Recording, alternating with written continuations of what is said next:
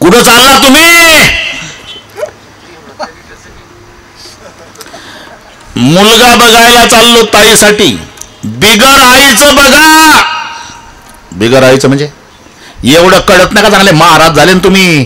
बिना आईचं म्हणजे माझ्या ताईला सासू नसावी तुम्ही, मी जिवंत असावी असं. तू जिवंत पाहिजे नाही का, आणि ताईला सासू नसली पाहिजे. अरे तुझ्याही मुलाचं लग्न आहे मे मध्ये, तुझ्याही घरी एक मुलगी नांदायला येणार आहे.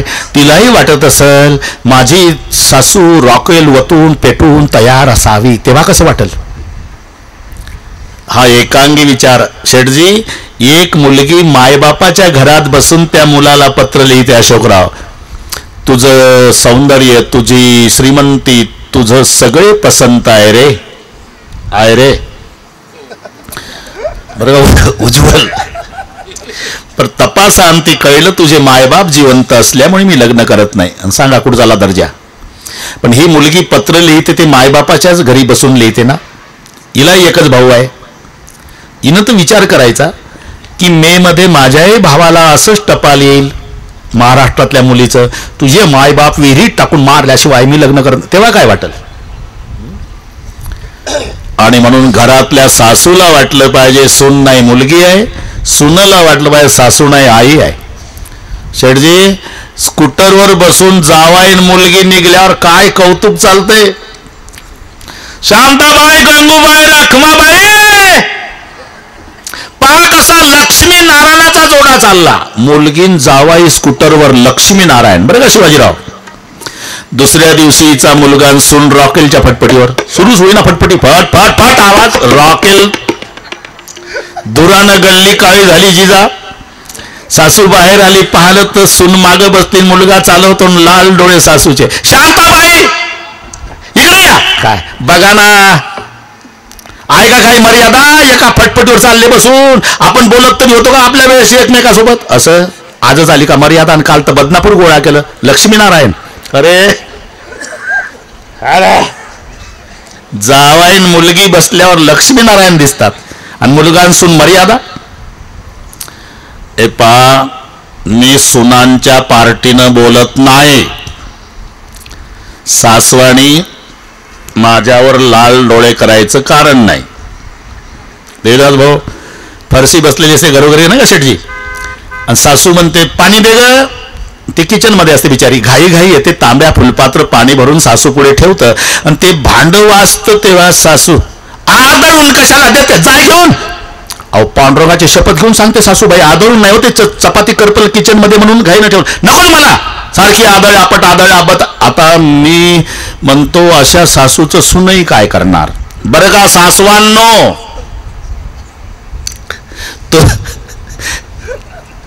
तुमचंच बरोबर आहे. आदळून पाणी देऊ द्या, आदळून जेवायला देऊ द्या, आदळून अंथरून पांघरून, अरे जन्मभर आदळ आपट करू द्या सुनाला. पण एक लक्षात ठेवा, मरायच्या वेळेला सासूचं डोकं मांडीवर घेऊन 2 चमचे पाणी तुमची सूनच पाजणार आहे. अरे मुलगी दिल्लीला आहे, सावडायचा कार्यक्रम संपल्यावर 3 दिवसानं येईल.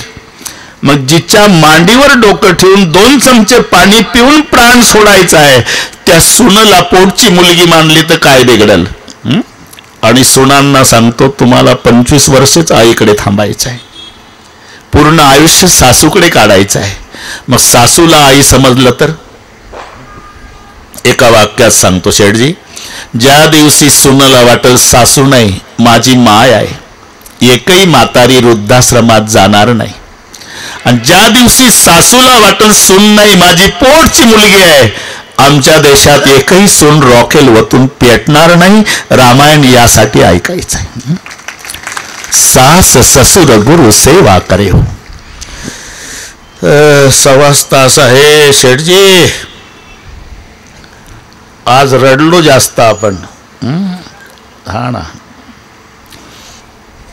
तरी केवट कथा पूर्ण करतो. अजिबात टेन्शन घेऊ नका.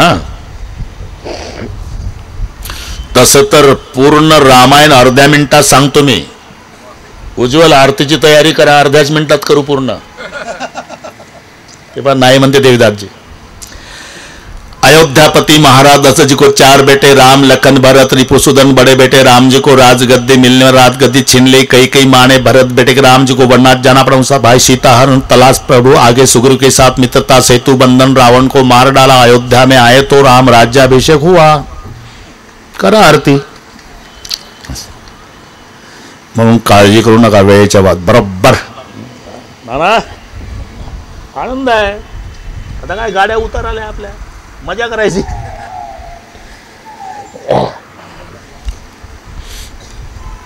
सामोरून जनक जे आले खूप रडतात। 4 पालख्यामध्ये 4 मुली बसलेल्या सीमेपर्यंत जातात, तिथून वापस आले। इकडे दुःख आहे, कारण राजे जनक वापस आले। प्रत्येक बायबापाचे हे जीवनातले अनुभव असतात नाना। लेकेला वाटे लावल्यानंतर बाप येतो, बैठक रूम मध्ये बसतो, आणि चहाची वेळ झाली तेव्हा दररोज चहा आणून देणारी ताई आज नसते। आज जनक जे आले दारामध्ये रडायला लागले। सुनैना माता म्हणाल्या, का रडताय? अरे हाच दरवाजा आहे, मी यायचो या दारात उभं राहायचो, माझ्या 4 मुली पळत यायच्या आणि कमरेला बिलगायच्या, बाबा आले बाबा आले बाबा आले।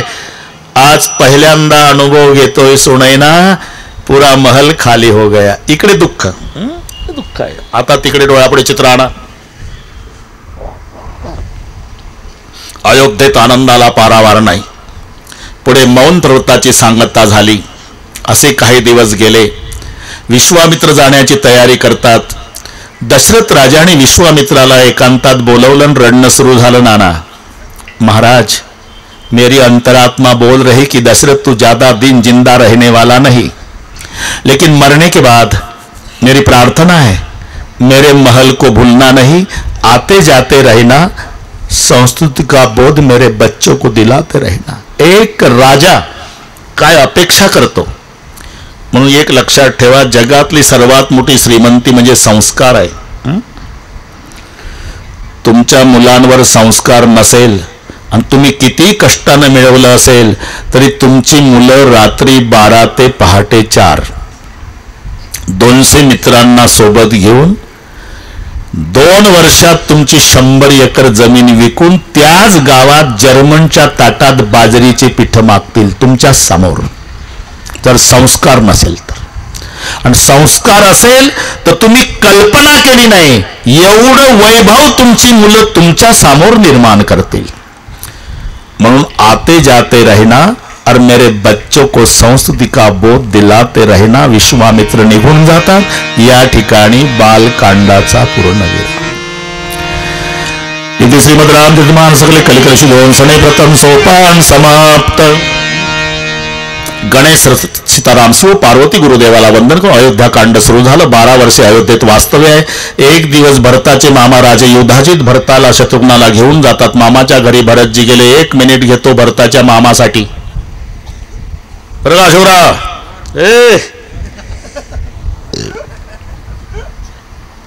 शेठजी, मालव देशाचा राजा, हे नीट ऐका, कोण्या बुवानं सांगितलं नसेल तुम्हाला, मी सांगतो।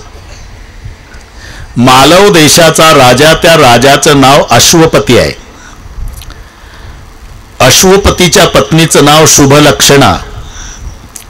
अश्वपतीचा मोठा मुलगा युधाजित, कैकईचा भाऊ। कैकई पोटात आहे। वर्षा ऋषीचा आशीर्वाद आहे अश्वपतीला, तुला राजहंसाची भाषा कळेल। शुभलक्षणा गरोदर आहे। नवरा बायको गार्डन मध्ये गेले। हौदामधले राजहंस काही बोलत होते तेव्हा अश्वपती हसला, पण शापही होता, हे जर कोणाला सांगितलं मरून पडशील। जेव्हा राजहंसाचं बोलणं ऐकून अश्वपती राजा हसला तेव्हा पत्नी शुभलक्षणाजीच्या उदरात कैकई आहे। का हसला तुम्ही? ते हंसाचं बोलणं ऐकलं। काय बोलले ते सांगता येत नाही का? शाप आहे। जर मी तुला सांगितलं तर माझा प्राण जातो, असं आज कळलं मला। माझ्यापेक्षा प्राणावर प्रेम जास्त आहे का तुमचं? उगत जन्माला आली का कैकई? पोटात आहे हे नीट ऐका। अरे पण ते सांगा काय म्हणले ते? अरे जर मी सांगितलं तर माझा प्राण जातो, तुला विधवा व्हावं लागेल, कुंकू पुसून रडेल मी, पण सांगा काय म्हणले? आता राजमहालात आले, तिचं तेच चालू. काय म्हणले ते? अरे सांगता येत नाही ना, माझा प्राण जातो, मेला तरी चालेल. तसं नाही सांगत तुम्ही, नाही का? आणि घेतलं रॉकेल ओतून. कैकईच्या मम्मीचं सांगतो हे, तिचं नाव शुभ लक्षणा, अश्वपती राजाची बायको. उदास झाला राजा अश्वपती. एवढ्यात वर्षा ऋषी आले. उदास का राजे? तुम्हाला रॉकेलचा वास नाही आला का बाबा? ते काय बसली रॉकेल ओतून? असं आहे का? ठीक आहे, तिला सांग ही घटना रात्री 12 नंतर सांगायची असते म्हणावं, राजहंस काय बोलले. आणि हे जंगलात सांगायचं असते, राजवाड्यात नाही. असं गोड बोल तिच्याशी. म्हणजे अरे आता 2 तासात बाळणपण होणार आहे. ठीक आहे, रात्री 12 नंतर सांगतो बरं का. आणि ती जंगलात. ठीक आहे. आणि झालं बाळणपण. जन्म झाला कैकईचा. आणि सांगितलं बरं, हिला खांबाला बांध रथाच्या, जिथं हिंस्त्र पशु आहे तिथं नेऊन सोड, मेली तरी चालेल. हे काही झालं, तसंच केलं. आता परमेश्वर बुवा, कैकईचा जन्म झाला, हिचा सांभाळ करायला कोण? ही मंथरा तिच्या आईची दासी आहे. नीट ऐका इतिहास. मंथरा कैकईची दासी नाही, शुभ लक्षणाची दासी, म्हणजे कैकईच्या आईची. तिनं सांभाळ केला कैकईचा. कोणी? मंथरेनी. आणि कैकईचं लग्न दशरथ राजा सोबत झालं तेव्हा करार झाला. करार राज्य शुल्का असे करार जे आहे याच्यामध्ये, द्रव्य शुल्का, राज्य शुल्का. राज्य शुल्का करार म्हणजे अश्वपतीनं लेखी घेतलं राजा दशरथाकडून की माझ्या मुलीच्या पोटी जन्माला येणारा मुलगा राज्यावर बसेल, याचं नाव आहे करार, राज्य शुल्का. ना जरा थोडक्यात आता आलं, आता थोडं राहील. राज्य शुल्का.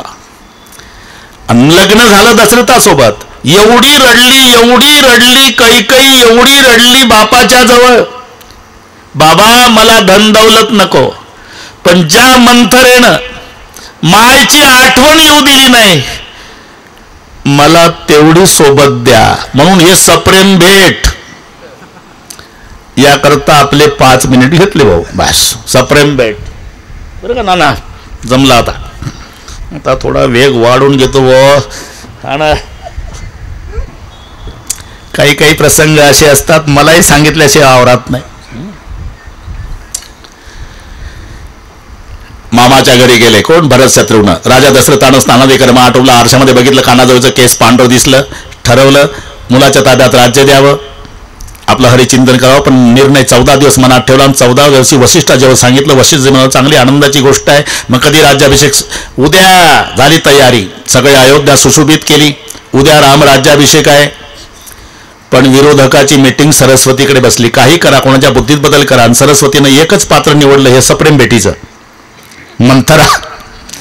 तो विकल्प हिवराच्या झाडावर येऊन बसला आणि ती फुलं आणायला त्याच्या खालून गेली. तिच्या बुद्धीमध्ये प्रवेश केला. मंथरा बिघडली आणि मंथरा कैकई जवळ आली. पोरी दासी असून पोरी का म्हणते? ही हिनच लहानपणापासून सांभाळ केला ना, म्हणून शब्द पहा. पोरी तुला कळत कसं नाही, राजमातेचा अधिकार जाईल कौशल्याला. तिची दासी म्हणून जन्मभर जीवन जगावं लागेल तुला.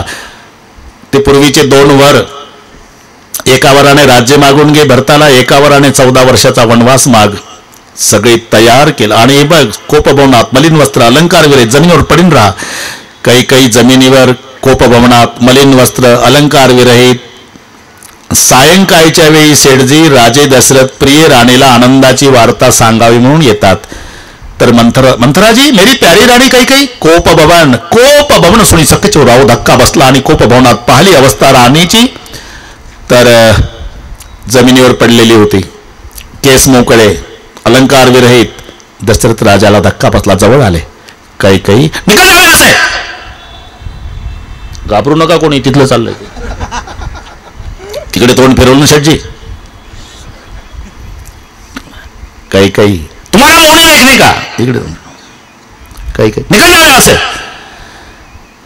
परमेश्वर बुवा दशरथजीनं शब्द वापरले. कोकिलकंठी, गजगामिनी, सुमुखी, सुलोचनी, पेकबचनी असे 5 शब्द वापरले शेठजी दशरथजीनं.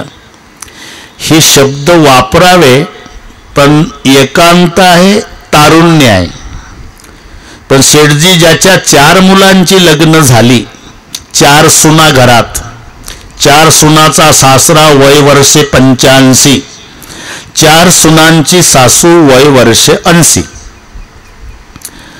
आणि जर 85चं म्हातारं सुनाच्या समोर जर 80च्या म्हातारीची अनवटी धरू धरू जर म्हणू लागलं कोकिल कंठी, घर शर्मिंदा होईल. नाना, हे दशरथीच्या जीवनात घडलंय ते. 4 सुना घरात आहे, 4 सुनाचा सासरा या वयात कैकेयीला कोकिल कंठी म्हणतो. गजगामिनी सुमुखी सुलोचनी, अंतिम ते निघा यहां से. या 3 भूमिका पहा. आताचा दशरथ काम, आताची कैकेयी क्रोध, आताची मंथरा लोभ. हे लक्षात आलं ना? घे राज्य मागून असं म्हणणारी मंथरा लोभ आहे. निघा यहां से. कैकेयी क्रोध आहे, कोकिल कंठी हा बाबा का? काम, क्रोध आणि लोभ तिन्हीचं झालं एकत्रीकरण, म्हणून रामराज्य 14 वर्ष लांबलेलं आहे. कुछ भी मांगो, मालूम है, मांगो मांगो जिंदगी भर. आज तक दिया है कुछ? ते माझे पूर्वीचे 2 वर देता की नाही शंका आहे. अरे बोले स्वभाव वाला हो, भूल गया हो, पूरी दुनिया जानती है मेरे रघुकुल को. रघुकुल सदा प्राण जाई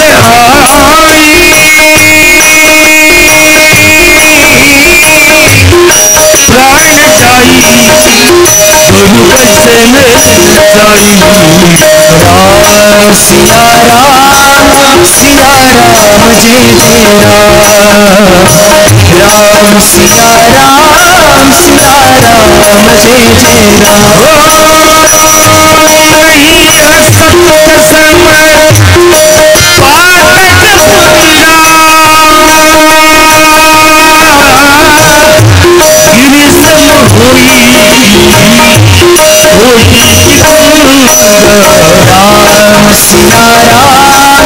सिया राम जय जय राम सिया राम सिया राम जय जय राम जय राम राम राम जय जय राम राम राम जय जय राम राम राम जय जय राम राम राम राम जय जय राम जय जय राम. रघुकुल रीत सदा चली आई, प्राण जाय पर बचन न जाई. ते पर राम शपथ करी आहे. रामाची शपथ घातली ना शेठजी, आणि मग कैकेयी उठून बसली. निकल जाओ यहां से, मोहने देखने का. एवढं रागावणारी, पण दशरथानं रामाची शपथ घातल्यावर कैकेयीची भाषा बदलली. सुरुवात प्राणप्रिय शब्दानं. सुनो प्राणप्रिय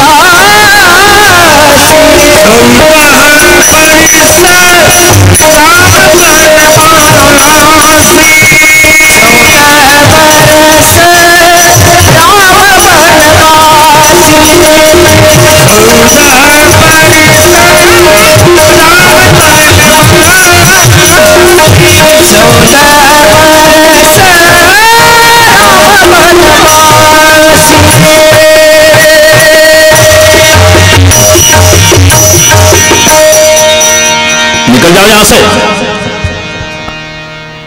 आपका मुंह नहीं देखने का।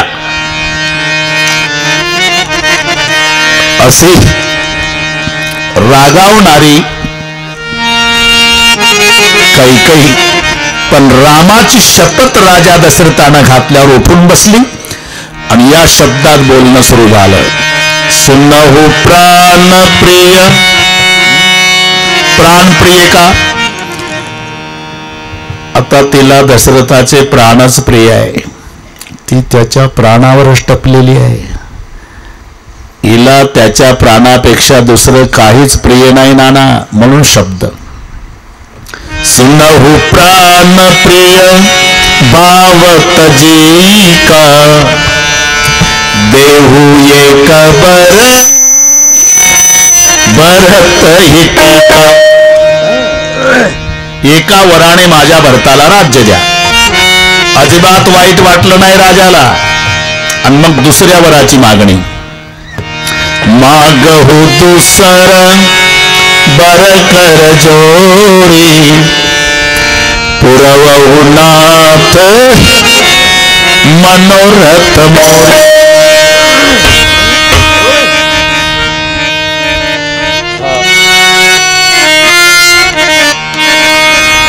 तापस पेश विशेष उदासी, सौदा पैरस.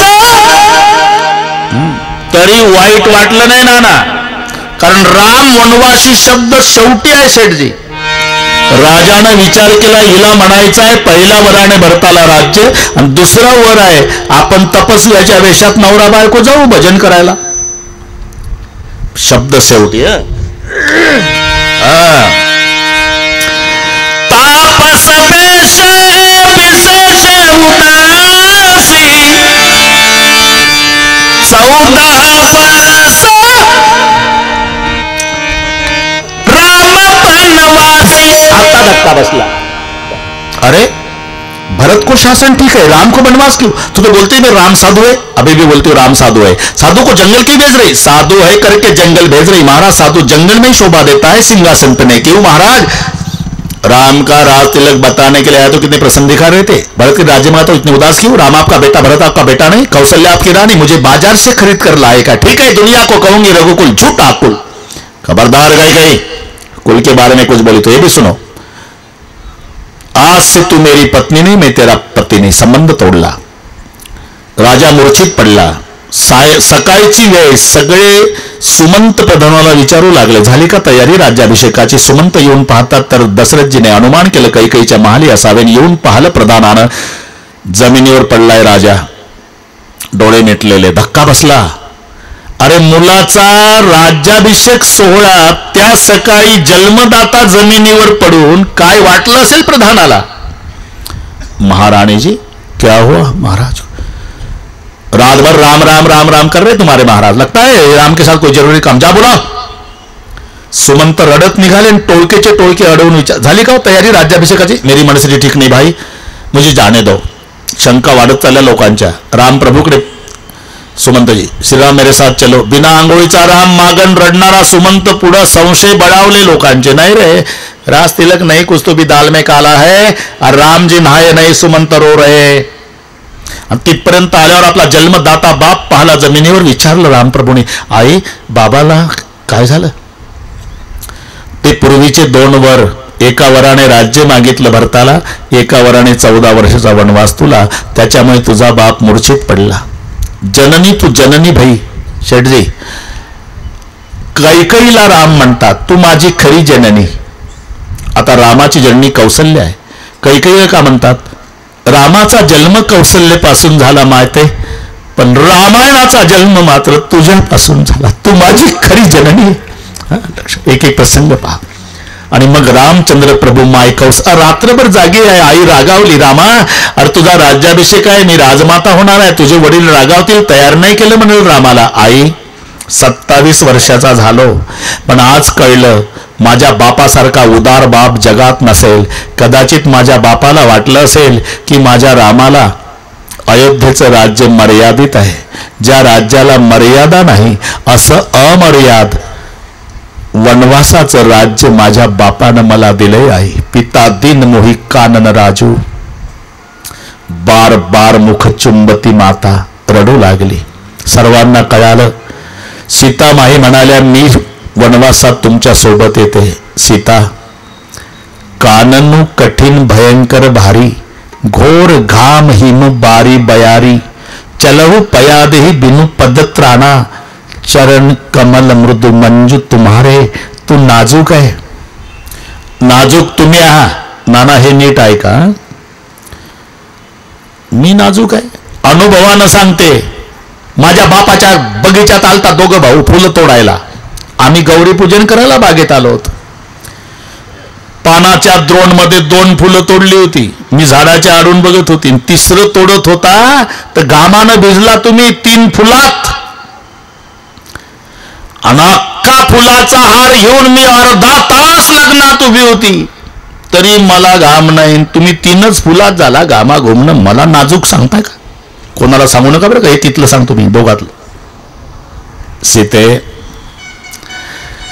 अरे 14 वर्ष झाडाच्या साली परिधान करावा लागतात. मग भाग्यवान आहे मी. का? मी पृथ्वीची मुलगी आहे आणि झाड पृथ्वीचे मुलं आहे. झाडाची साल नेसताना मला एवढा आनंद होईल देवा की यंदाच्या दिवाळीला माझ्या भावानं बहिणीनं घेतलेली साडी आहे. आता काय करावं? सीते, अरे जमिनीवर उघड्यावर झोपावं लागेल. मग तुम्हा पुरुषांना काय कळतं? म्हणजे हे मुलीला विचारत जा. आनंद कशात आहे? कोणती मुलगी सांगेल मायेच्या कुशीमध्ये झोपण्यात आनंद आहे? कोणाही मुलीला. धरणी माझी माय आहे आणि 14 वर्ष मला मायेच्या कुशीत झोपायला मिळणार आहे. माझ्यासारखी भाग्यवान आता काय करावं? आता काय करावं? ठीक आहे, ठीक आहे. होकार दिला ना. आता मी तरी काय करू? होकार द्यावा लागला. सीता आणि राम जातात वनवासात. लक्ष्मणरावला कळालं. भैया मैं आता आपके साथ. लखन, अरे मैं बन जाए तुम्हें ले साता हो जाए सब अवधानता जासु राजप्रिय प्रजा दुखारी सोन रूपा वसन अधिकारी.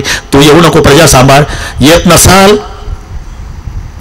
तुम्ही नेत नसाल, आपली शेवटची भेट. पुन्हा लक्ष्मण तुम्हाला जिवंत दिसणार नाही. जा बाबा. मागवू बिदा मातू सन जाई.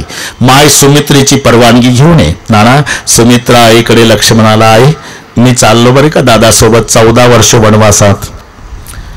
सुमित्रा म्हणाली, बाळा आज उत्तर मिळालं रे. मी पुत्रवती झाली. हे प्रसंग पहा, नीट ऐका.